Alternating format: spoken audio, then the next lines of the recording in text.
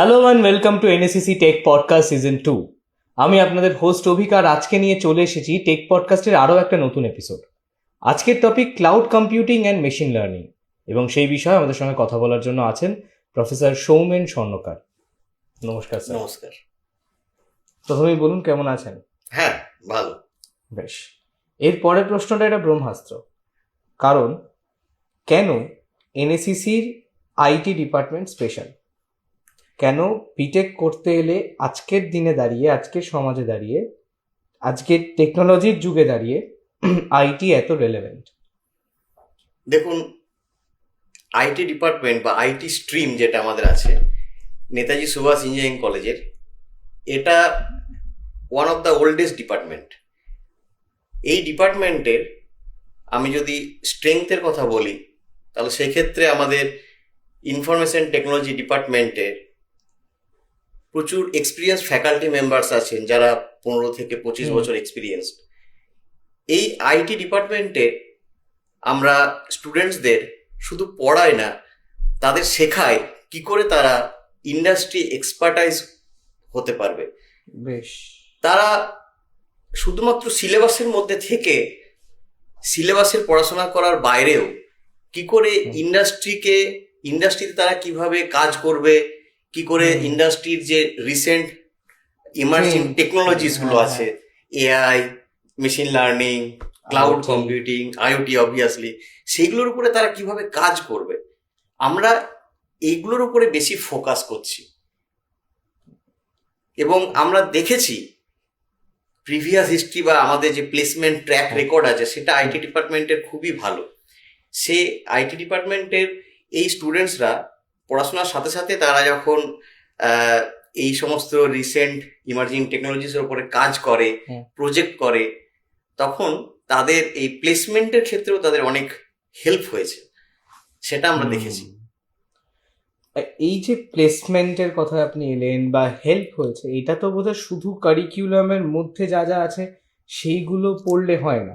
অবশ্যই হাতে কলমে তার বাইরে গিয়েও বোধহয় প্র্যাকটিক্যালি তাদের প্রতিদিন প্র্যাকটিস করতে হয় কিছু না কিছু। সেই জার্নিটা যদি একটু প্র্যাকটিক্যাল ল্যাব ঘরের গল্পটা বলেন। সিলেবাস মার্ক আউট প্রেসক্রাইবড, কিন্তু সেটার ওপরে থাকলেই সম্পূর্ণভাবে আমার মনে হয় 100% সেই সাইকেলটা ফিল আপ হবে না।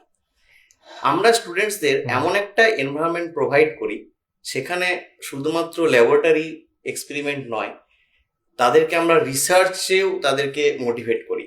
বিকজ এই যে ইমার্জিং টেকনোলজিসগুলো আছে, এইগুলোর উপরে ভীষণভাবে স্টুডেন্টসরা আজকাল তারা পড়াশোনা করছে, তারা রিসার্চ করছে, এবং অনেক জায়গাতে তারা রিসার্চ পেপার পাবলিশ করেছে। ইভেন তারা বিভিন্ন জায়গায় অ্যাওয়ার্ডও পেয়েছে, লাইক হ্যাকাথন এবং বিভিন্ন কোডিং কম্পিটিশন। তো আমাদের ল্যাবরেটরি ফেসিলিটি তো আমরা দিচ্ছি, আমাদের রিসার্চ ল্যাব আছে, আমাদের প্রজেক্ট ল্যাব আছে।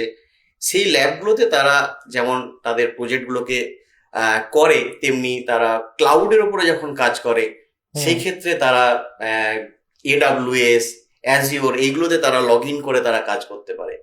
সেই ফেসিলিটিও আমরা তাদের দিই, কারণ আমাদের যেখানে স্টুডেন্টস ইমেল আইডি আছে, সেই স্টুডেন্টস ইমেল আইডি দিয়ে তারা ওই সমস্ত অ্যাজিওর বা AWS এ তারা কাজ করতে পারে ক্লাউডে।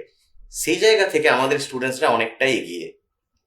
বেশ, তার মানে এখন শুধুমাত্র কোডিং রিলেট নয় ব্যাপার, অবশ্যই মানে কোডিং এর বাইরেও একটা দুনিয়া আছে, এবং তাতে তারা স্বমহিমায় কাজ করছে আর কি। হ্যাঁ, বেশ, এখন তো সবটাই সার্ভারলেস। তারা যখন বাইরে কাজ করতে যাচ্ছে তখন কি কি প্রবলেম ফেস করে এই বিষয়টাতে, না বা তাদের কোনো বাড়তি সুবিধা হয় এটাতে? হ্যাঁ, খুব ভালো প্রশ্ন এটা। বেসিক্যালি আজকাল যে আইটি ইন্ডাস্ট্রি পুরোটাই ক্লাউড কম্পিউটিং এর উপরে, সার্ভারলেস ক্লাউডের উপরে।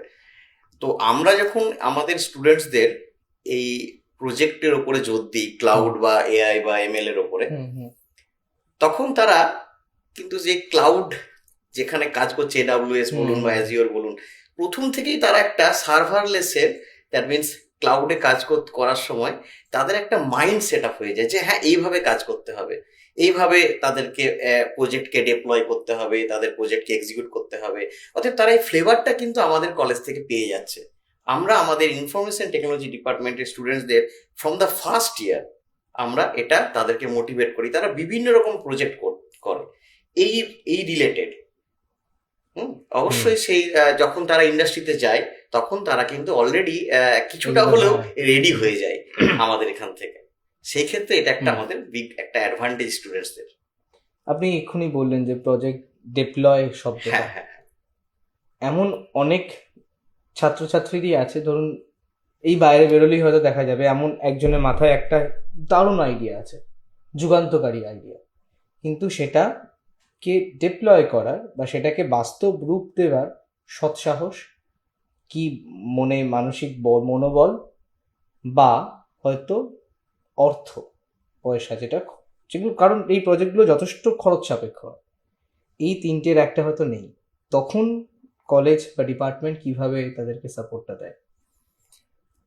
এই প্রশ্নের প্রথমেই আমি বলবো যেটা আমাদের ডিপার্টমেন্ট বা আমাদের কলেজে একটা সিস্টেম আছে, মেন্টারিং সিস্টেম। আচ্ছা, স্টুডেন্টসদের যখন এই সমস্ত আইডিয়াগুলো আসছে মাথায়, তারা প্রথমে চেষ্টা করে তাদের মেন্টারদের সাথে, এবং আমাদের এই মেন্টারিং সেশনটা আচ্ছা, এটা কি 1-to-1 হয় নাকি? না, 1-to-1ও হয় বা আমরা একটা গ্রুপেও করি। তারা বিভিন্ন প্রবলেম নিয়ে আসে, তাদের এই যে আপনি যে বললেন প্রজেক্টের আইডিয়াস গুলো নিয়ে আসে, স্যার এটা কিভাবে করব, এটা কিভাবে করতে, তখন মেন্টাররা তাদেরকে গাইড করে। ফার্স্ট এই গাইডেন্সটা কিন্তু মেন্টারের থেকে আসে। আচ্ছা, মেন্টর মানেই ধরুন তার একজন মেন্টর অ্যাসাইন করা আছে, অবভিয়াসলি একদম ফ্রম দ্য ফার্স্ট ইয়ার। আচ্ছা, মেন্টার বলে দেবে তাদেরকে যে তুমি এই প্রজেক্টটার জন্য এই স্যারের সঙ্গে এই ম্যাডামের সাথে কথা বল। স্টুডেন্টসরা তাদের সাথে গেছে, তাদের কাছে গিয়ে প্রজেক্টের ব্যাপারে ডিসকাশন করে, এবং প্রজেক্টের ব্যাপারে ডিসকাশন করার পর তারা ডিসাইড করে এটা কিভাবে এগোনো যাবে। তাদের যে যে প্রবলেমগুলো হতে পারে সেটা হচ্ছে, এক নম্বর হচ্ছে টেকনিক্যাল প্রবলেম। তারা হয়তো সেই টেকনিক্যাল ব্যাপারটা জানে না, কিন্তু সেটা তাদেরকে হেল্প করার জন্য আমাদের ফ্যাকাল্টিরা সবসময় তাদেরকে হেল্প করতে রেডি থাকে। তার সাথে সাথে আমাদের কলেজে একটা ইনোভেটিভ সেল আছে, হ্যাঁ, সেই সেলটা ইনোভেশন সেল। সেই সেলটা ওদেরকে ফিনান্সিয়ালি সাপোর্টও করে অনেক সময়। যখন কোনো একটা আইডিয়াস তাদের কাছে এলো, সেই আইডিয়াটা তারা ফুল ফেজে ইমপ্লিমেন্ট করতে চাইছে, কিন্তু ফিনান্সিয়াল সাপোর্ট দরকার, কলেজ সেই জায়গাতে সাপোর্ট করে। ইভেন অনেক রিসার্চ পেপার তারা পাবলিশ করতে গেছে, সেক্ষেত্রেও কিন্তু কলেজ ফিনান্সিয়ালি সাপোর্ট তাদের দিয়েছে। বেশ, কিন্তু তাদেরকে ডিসকাশনের মধ্য দিয়ে যেতে হবে, প্রসেসের মধ্য দিয়ে যেতে হবে, এটা নিয়ে কোনো প্রবলেম তারা ফেস করেনি। তার মানে মাথায় যদি ভাবনা থাকে আর মনে যদি বল থাকে, তাহলে বাকিটা একদম গড়গড়িয়ে এগোবে। একদম। বেশ, এখন তো cyber security is a very important right now এই সমাজে, কারণ আমাদের প্রত্যেকের ডেটা, যেটাকে বলা হচ্ছে that data is a new oil, সেই অয়েল চতুর্দিকে ছড়ানো, এবং সেই অয়েল যদি লিক করতে শুরু করে তাহলে চাপ আছে। ঠিক।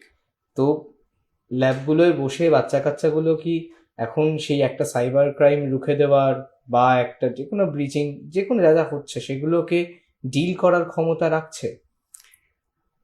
দেখুন, প্রথম থেকেই তো এই জিনিসটা স্টুডেন্টসদেরকে শেখানো হয়, বা স্টুডেন্টসরা এখন আজকালকার স্টুডেন্টসরা অনেক অ্যাডভান্স, তারা জানে যে সাইবার সিকিউরিটির ব্যাপারটা তাদের মাথায় প্রথম থেকেই আছে, কিন্তু তারা প্রপার চ্যানেলে বা প্রপার জায়গাটা খুঁজে পায় না অনেক সময়, যে কিভাবে এগুলোকে ডিল করতে হবে।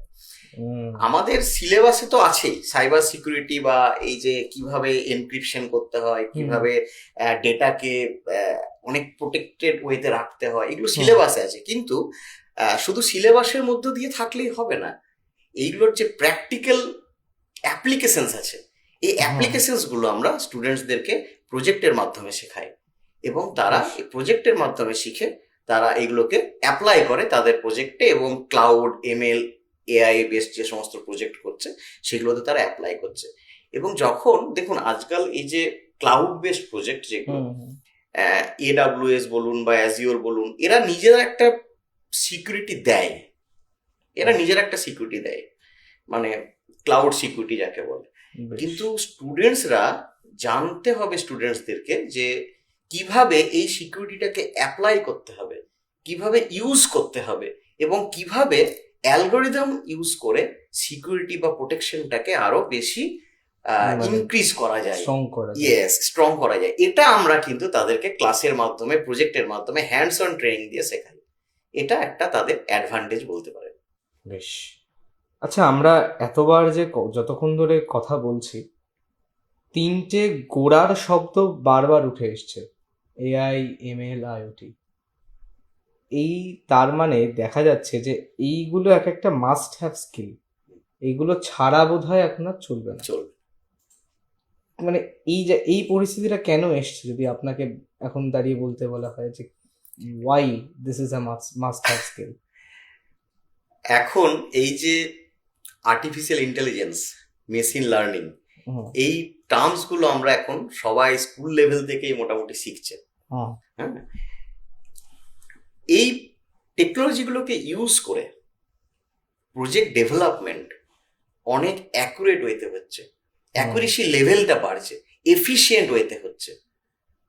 এবং প্রতিটা জায়গায় যেখানে আইওটি বা এমএল বা এআই ইউজ হচ্ছে, শুধুমাত্র এটা আইটি প্রফেশনালদের জন্য নয়, এনি ডিফারেন্ট সেক্টরে, যে কোনো জায়গায়, সে ফার্মিং হতে পারে, সে হেলথ ইস্যু হতে পারে, সব জায়গাতেই কিন্তু এই জায়গাগুলো ইউজ হচ্ছে এবং অ্যাকুরেসি লেভেলটা বাড়ছে অনেক। তাদের যে প্রজেক্ট আছে, বিভিন্ন প্রজেক্ট, সেই প্রজেক্টগুলোতে তারা এগুলোতে যখন ইউজ করছে, এই টুলসগুলো যখন ইউজ করছে, তখন অবশ্যই এইগুলো তাদের অ্যাকুরেসি লেভেলকে বাড়াচ্ছে, তাদের যে অবজেক্টিভ লেভেলে পৌঁছানোর যে জায়গা, সেগুলো খুব তাড়াতাড়ি পৌঁছাতে পারছে। তার জন্য এইগুলো আজকাল খুব বেশি করে ইউজ হচ্ছে, এই সমস্ত টেকনোলজিস গুলো।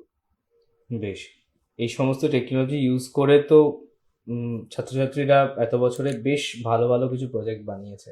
আপনার সব থেকে প্রিয় প্রজেক্ট বা আপনার মেমোরেবল কোনো প্রজেক্ট আছে যেটা হয়তো মানে বেটা আপনার মতে একটা হইচই ফেলে দিতে পারে বা পেরেছে? দেখুন, হইচই ব্যাপারটা না, ব্যাপারটা হচ্ছে আমাদের স্টুডেন্টসরা এরকম কিছু প্রজেক্ট করেছে। অবশ্যই তারা তো হ্যাকাথন বা বিভিন্ন জায়গাতে অনেক অ্যাওয়ার্ড পেয়েছে, সেটা আমাদের ডিপার্টমেন্টের পক্ষে বা ইনফরমেশন টেকনোলজি ডিপার্টমেন্টের পক্ষে খুব গর্বের বিষয়। আমার আন্ডারেও অনেকে প্রজেক্ট করেছে ক্লাউডের ওপরে বা ইমেল এর ওপরে। আমি জানি তাদের সাথে কাজ করার পরে যখন তারা আমাকে বললো যে স্যার আপনার এই প্রজেক্টটা করে আমাকে আজকে ইউকে তে আমি এমএস এর চান্স পেয়েছি, তো এটা আমার পক্ষে একটা গর্বের বিষয় হয়ে দাঁড়ায়। তখন তারা বলে যে স্যার এই ক্লাউডের উপরে কাজ করে না, আমাকে না এই আর&ডি সেকশনে ট্রান্সফার করলো, কালকে একটা ফোন আসলো আমার কাছে। তো এগুলো আমাদের ডিপার্টমেন্টের পক্ষে একটা গর্বের বিষয় যে স্টুডেন্টসরা এগুলোকে অ্যাপ্লাই করে তারা যখন কোনো পেপার পাবলিশ করছে বা কোথাও এটাকে প্রজেক্ট করছে, তখন সেটার ওপরে ভিত্তি করে তারা যখন এগিয়ে যাচ্ছে, তারা তাদের প্লেসমেন্ট বা তাদের পজিশন, জবের পজিশন আরো হাই হচ্ছে। এগুলো খুব ভালো লাগে শুনতে, এগুলো খুব গর্বের বিষয়। হ্যাঁ, এগুলো মনে হয় যে একটা বীজ বপন করেছে। অবশ্যই অবশ্যই অবশ্যই এরকম মোটিভেশন আমাদের কাছে, মোটিভেশন স্টুডেন্টসদেরকে যখন এদের গল্পগুলো বলি যে দেখো তোমাদের সিনিয়ররা এইরকম ধরনের প্রজেক্ট করে এই ভালো ভালো জায়গায় তারা গেছে, তখন তারা কিন্তু ইন্টারেস্ট নিয়ে আসে আমাদের কাছে, স্যার আমরাও এরকম টাইপের প্রজেক্ট করতে চাই বা কাজ করতে চাই। বেশ, আগামী 5 বছরে এই ক্লাউড বা ডেটা মাইনিং কে কোথায় দেখছেন জগতে? এখন থেকেই সেই জিনিসটা খানিকটা আমি বলবো যে এই ক্লাউড এআই পুরো আইটি সেক্টরকে ডমিনেট করবে বা করছেও, খানিকটা শুরু হয়ে গেছে। এবং যদি স্টুডেন্টসরা এইগুলোর উপরে জোর না দেয়, এবং আমাদের আইটি ইনফরমেশন টেকনোলজি এমন একটা ডিপার্টমেন্ট যে এই সমস্ত ইমার্জিং টেকনোলজিসের উপরে আমরা সবসময় ফোকাস করি, কোনো স্পেশালাইজ মানে নয়, সবগুলোর উপরে আমাদের ফোকাস আছে।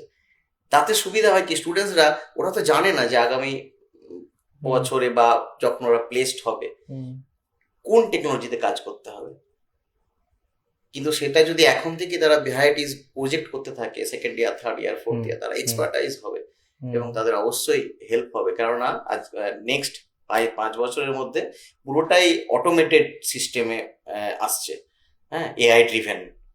তাই সেই ক্ষেত্রে তাদেরকে অবশ্যই এগুলো জানা উচিত বা জানবে। তো এই জগৎটা যেটা আসছে বা আপনার মতে এসে গেছে, সেইখানে সফল হওয়ার সাকসেস মন্ত্র আপনার মতে কি? সাকসেস মন্ত্র কোনো শর্টকাট মেথডে হবে না।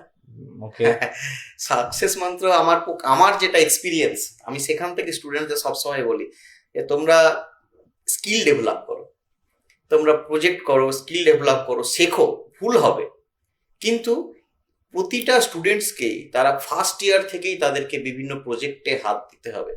ইমার্জিং টেকনোলজিসের ওপরে তাদেরকে পড়াশোনা করতে হবে। তারা যখন বড় হচ্ছে, second year, third year, fourth year, varieties project করতে হবে। এবং অবশ্যই টিচারদের গাইডেন্সে থেকে তাদেরকে ক্যাম্পাসিং এর জন্য লড়তে হবে। টেকনো ইন্ডিয়া গ্রুপ আমাদের নেতাজি সুভাষ ইঞ্জিনিয়ারিং কলেজের জন্য প্ল্যাটফর্ম দিচ্ছে, প্লেসমেন্ট, প্রচুর প্লেসমেন্টের তারা সুযোগ পাবে, কিন্তু তাদেরকে সেই জবটাকে ছিনিয়ে আনতে হবে তাদের এক্সপার্টাইজ দিয়ে। আমরা সেটাতে তাদেরকে সাহায্য কারণ করতে তোমার মধ্যে সেই এক্স ফ্যাক্টরটাই খুঁজবে। ইয়েস, সেটা যদি তারা ডেভেলপ না করে তাহলে কিন্তু খুব মুশকিল। এবং আশা করি অবশ্যই তারা এইগুলো করছে বা করবে, কারণ আমাদের কলেজ বা আমাদের আইটি ডিপার্টমেন্টে যে প্লেসমেন্ট ট্র্যাক রেকর্ড সেটাই বলে। আচ্ছা, আপনার মতে এই এক্স ফ্যাক্টরটা কি? একজন স্টুডেন্টের মধ্যে কোন গুণটা থাকলে সে সাকসেসফুলটা হতে পারবে? মানে যেটা একদমই লাগবে, পড়াশোনা তো পরের বিষয়, কিন্তু একটা জানার ইচ্ছা, কিউরিওসিটি। ইয়েস, প্রতিটা নিউ টেকনোলজিস নিয়ে তার যদি জানার ইচ্ছা থাকে, তাকে আটকাতে পারে এরকম শক্তি আমার মনে হয় নেই। এরকম ঘটনা ঘটেছে, এই ঘটনা ঘটেছে, আপনি যে কথাটা বললেন এই ঘটনা ঘটেছে। আমাদের এরকম কিছু স্টুডেন্টস আমি দেখেছি যারা খুব মানে এমন একটা জায়গা থেকে এসছে, তাদের কোনো রকম কম্পিউটারের নলেজও ছিল না, কিন্তু তারা তাদের এক্সপার্টাইজকে, তাদের স্কিলকে এত ডিপলি ডেভেলপ করেছে, এত তারা মানে লেগে থেকেছে না, যে তারা আজকে মানে অনেক বড় জায়গায়, আমার বলতে গর্ব অনুভব করি আমি, তারা এখন আমার স্টুডেন্টস এখন গুগলে আছে, মাইক্রোসফটে আছে, তাদের কথাই বলছি আমি। তারা কিন্তু ওই রকম লেভেল থেকে এসেছিল, কিন্তু এই কিউরিওসিটি তাদেরকে আজকে ওই জায়গায় নিয়ে গেছে। কি বাত, মানে এইটা হয়তো ক্যামেরার উল্টো দিকে যারা আছে অবশ্যই তাদের প্রচন্ড ইন্সপায়ার করবে, মানে করা উচিত। তার যদি সেই মেন্টালিটি থাকে, জানার ইচ্ছে থাকে, খিদে থাকে, তাহলে খাদ্যটা এখানে প্রচুর মজুদ আছে, জাস্ট এসে খেতে হবে। সেই কাজটা আসো, করো, দেখবে 4 বছর পর এই খাওয়াটাকে মিস করবে। একদম তাই না স্যার? তো অন দিস নোট শেষ করছি আজকের এই এপিসোডটা। স্যার আপনাকে অনেক ধন্যবাদ। আমরা ক্লাউড কম্পিউটিং, আইওটি, এমএল এগুলো নিয়ে কথা বললাম, এবং সব শেষে একটাই বলবো, স্যার যেটা বললেন যে এই জায়গাটাকে খোলা রাখতে হবে, তাহলে সবকিছু আসবে। স্কিলটা ডেভেলপ করো। খুব শীঘ্রই দেখা হবে অন্য কোনো এপিসোডে, নতুন কোনো টপিক নিয়ে, নতুন কোনো ডিসকাশন নিয়ে। ততদিন ভালো থাকবেন। নমস্কার।